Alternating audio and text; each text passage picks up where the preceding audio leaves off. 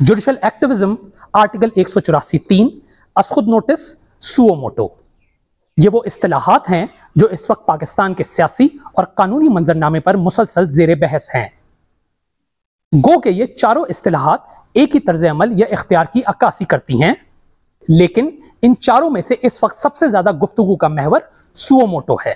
Suo motu क्यों जेर बहस है और इस वक्त सुओ मोटो के पाकिस्तानी सियासत पे क्या असरात मुरत्तब हो रहे हैं, इस पर आगे चलकर बात करेंगे। लेकिन पहले सुओ मोटो इस्तिलाह का वजूद कैसे हुआ और दरअसल इसके माने क्या हैं, ये जान लेते हैं। सुओ मोटो क्या है? अदालती जबान में बहुत से लातीनी अल्फाज इस्तेमाल होते हैं, जिनमें से ये एक है। सुओ का मतलब है खुद, जबकि लफ्ज मोटो से मुराद हरकत में आ जाना है। दोनों लफ्जों को मिला दें तो सुओ मोटो खुद हरकत में आ जाना बनता है। कानूनी जबान में सुओ मोटो की इस्तिलाह से आम तौर पर ऐसी सूरत हाल मुराद है जिसमें एक जज अदालत के सामने कार्रवाई के लिए किसी भी फरीक की दरखास्त के बगैर खुद ही यह तय करता है कि कोई मामला जरूरी और हसास है और इस पर खुद ही उसका नोटिस लेकर उस पर कार्रवाई शुरू कर देता है। सुओ मोटो की तारीख। असखुद या सुओ मोटो नोटिस लेने का रिवाज या रिवायत दुनिया में आम नहीं है। दुनिया में जहां जहां कॉमन लॉ है वहां गाहे बगाहे यह इख्तियार इस्तेमाल जरूर होता है। कहा जाता है कि जुडिशल एक्टिविज्म का वजूद 19वीं सदी में अमेरिकी सुप्रीम कोर्ट के चीफ जस्टिस जॉन मार्शल के फैसलों से हुआ था। कानूनी माहिरीन सुओ मोटो के इस्तेमाल को जनूबी एशिया की एक मुनफरिद खुसूसियत करार देते हैं। पाकिस्तान, भारत और बांग्लादेश में सुओ मोटो का इस्तेमाल कसरत से होता रहा है और यहाँ की आला अदालतों की ये आम रिवायत रही है।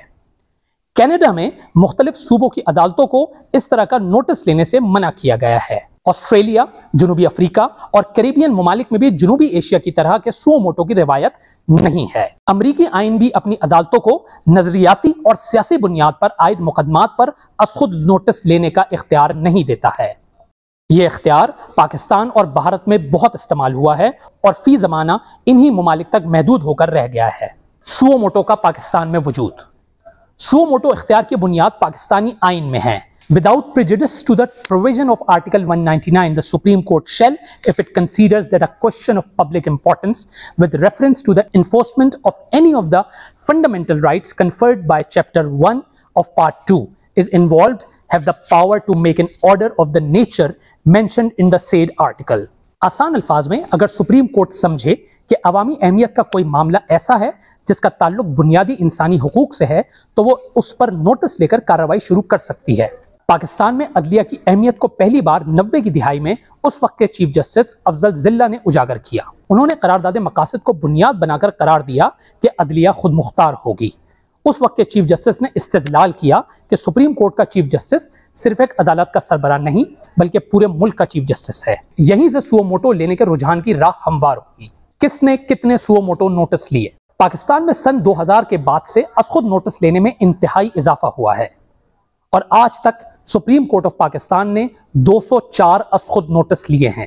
साबिक चीफ जस्टिस इफ्तिखार चौधरी ने असखुद नोटिस लेने को इंतहा तक पहुंचा दिया। उन्होंने अपने 7 साल दौर में 79 असखुद नोटिस लिए।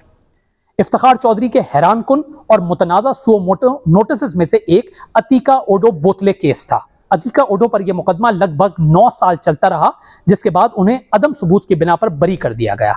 अतीका ओडो के बकौल इस मुकदमे में वो 100 बार अदालत पेश हुई। इफ्तिखार चौधरी ने समोसों की कीमत, वहीदा शाह थप्पड़, रेंटल पावर, हज करप्शन, शाहजेब कत्ल, सरफराज शाह कत्ल केस पर भी सुओ मोटो नोटिस लिए थे।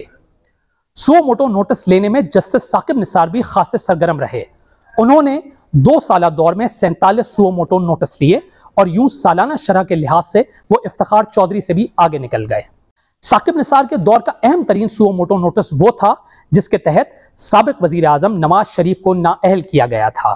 नवाज शरीफ के खिलाफ पानामा लीक्स के मामले को पहले सुप्रीम कोर्ट ने इमरान खान की जानिब से दायर की गई दरखास्तों को गैर जरूरी करार देकर मुस्तरद कर दिया था, लेकिन बाद में इन दरखास्तों को असखुद नोटिस में तब्दील कर दिया गया। साकिब निसार ही ने साबिक सदर आसिफ अली जरदारी और उनकी बहन फरियाल तालपुर के खिलाफ जाली बैंक अकाउंट्स के मुकदमे पर भी असखुद नोटिस देते हुए इस मामले की तहकीकात के लिए मुश्तरका तहकीकाती टीम बना दी, जिसमें फौज के खुफिया इदारे ISI के एक अफसर भी शामिल किए गए थे।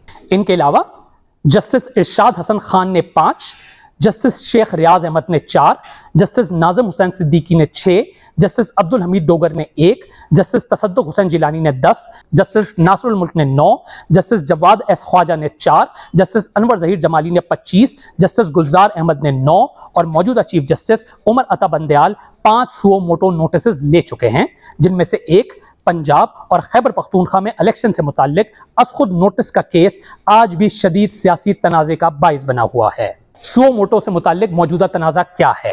पाकिस्तान में इसी बेदरेग सुओ मोटो इख्तियार के इस्तेमाल ने अदलिया और मुकन्नना में शदीद तनाज़ा खड़ा कर दिया है। अहम बात यह है कि इस इख्तियार से मुताल्लिक खुद अदलिया में मुतज़ाद राय पाई जाती है। चंद रोज कबल सुप्रीम कोर्ट के फाजिल जज जस्टिस जमाल मंदोखेल ने अदालत के 2 फैसलों का हवाला देते हुए कहा था कि चीफ जस्टिस के असखुद नोटिस लेने और बेंचेस की तश्कील के इख्तियार को रेगुलेट किया जाए। जस्टिस काजी फाइज ईसा के फैसले के बाद justice Jamal Mandokhel supreme court के लार्जर बेंच से अलग हो गए थे। उन्होंने काजी फाइज ईसा के फैसले का हवाला दिया जिसमें कहा गया कि सुप्रीम कोर्ट के कवायद या रूल्स बनाए जाने तक आर्टिकल 184(3) यानी असखुद नोटिस के तहत सुने जाने वाले तमाम केसेस मुलतवी कर दिए जाएं। बज़ाहिर इसी तकसीम को मौका गनीमत जानकर हुकूमत ने हाल ही में चीफ जस्टिस के सुओ मोटो इख्तियार को महदूद करने के लिए supreme court practice and procedure bill के नाम से कानून साजी की। इस बिल के तहत सुओ मोटो लेने का इख्तियार अब आला अदलिया के 3 सीनियर तरीन जजेस के पास होगा। इस बिल के तहत सुप्रीम कोर्ट के सामने हर मामले और अपील को कमेटी का तश्कील करदा बेंच सुनेगा और निपटाएगा, जबकि कमेटी में चीफ जस्टिस और 2 सीनियर तरीन जजेस होंगे और कमेटी का फैसला अक्सरियत राय से होगा। आइन के आर्टिकल 184(3) के तहत मामला पहले कमेटी के सामने पेश किया जाएगा। बुनियादी हुकूक से मुताल्लिक अवामी अहमियत के मामले पर 3 या उससे ज़ायद जजेस का बेंच बनाया जाएगा। आइन और कानून से मुताल्लिक केसेस में बेंच कम से कम 5 जजेस पर मुश्तमिल होगा, जबकि बेंच के फैसले के 30 दिन के अंदर अपील दायर की जा सकेगी। दायर अपील 14 रोज में समाअत के लिए मुकर्रर होगी। ज़ेर इल्तवा केसेस में भी अपील का हक होगा। फरीक अपील के लिए अपनी पसंद का वकील भी रख सकता है। इसके अलावा हंगामी या अबूरी रिलीफ के लिए दरख्वास्त देने के 14 रोज के अंदर केस समाअत के लिए मुकर्रर होगा।